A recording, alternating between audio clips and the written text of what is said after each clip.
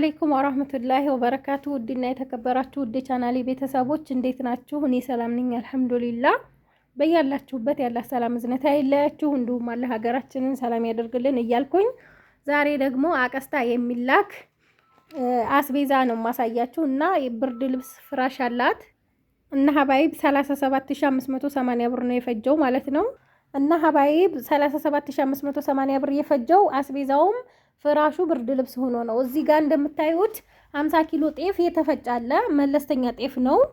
በ103 ብር ሂሳብ ነው። 50 ሲባዛ በ103 ብር 5150 ብር ሆኗል ማለት ነው። በርበሪ ደግሞ 5 ኪሎ ነው በ650 አሁን ለታ 650 ሆኖ ነበረ 3250 ብር እዚህ ጋር ተዘጋጅቶላታል ማለት ነው። ቆንጆ ሆኖ ቅመሙ 1500 ብር ነው የፈጀው። እዚህ ጋር እንደምታዩት 375 ብር ማዘጋጃ ሰጥቻለሁኝ። እዚህ ጋር ገብስ እና አጃ አላት 2 ኪሎ ነው።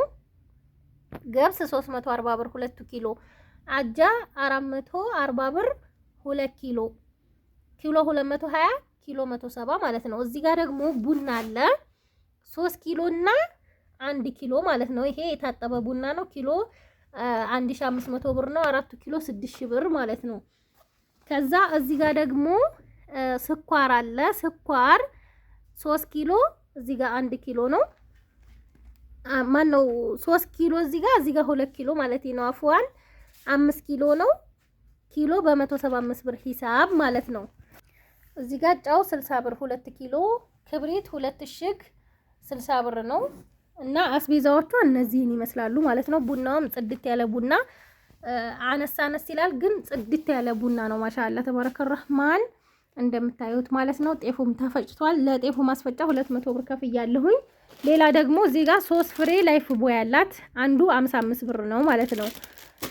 ከዛ ወደ አልባሳቱ ሊሄድላችሁ እዚህ ጋር ምንድነው የሚባለው? ይሄ ቆንጆ ፍራሽ ነው። ሜትር ከ20 ነው። ይሄ 8000 ብር ነው፣ ግን እንደ ኤክስትራ አይደለም። ሜትር ከ20 ባለ 20 ቲክነስ ነው ማለት ነው። ቆንጆ ፍራሽ ነው። ከዛ ብርድ ልብስ አላት። ብርድ ልብስ 4700 ብር 100 ብር ቀንሷል አሁን ማለት ነው።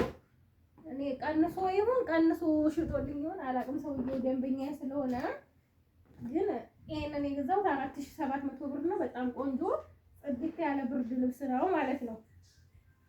ቀሚስ አለ ለ9 ዓመት ልጅ ነው። ፎቶ አለ ካልኛለች። በጣም ቆንጅዬ ፏ ያለ ቀሚስ ናት። ዋጋውም ታዲያ ፏ ያለ ነው።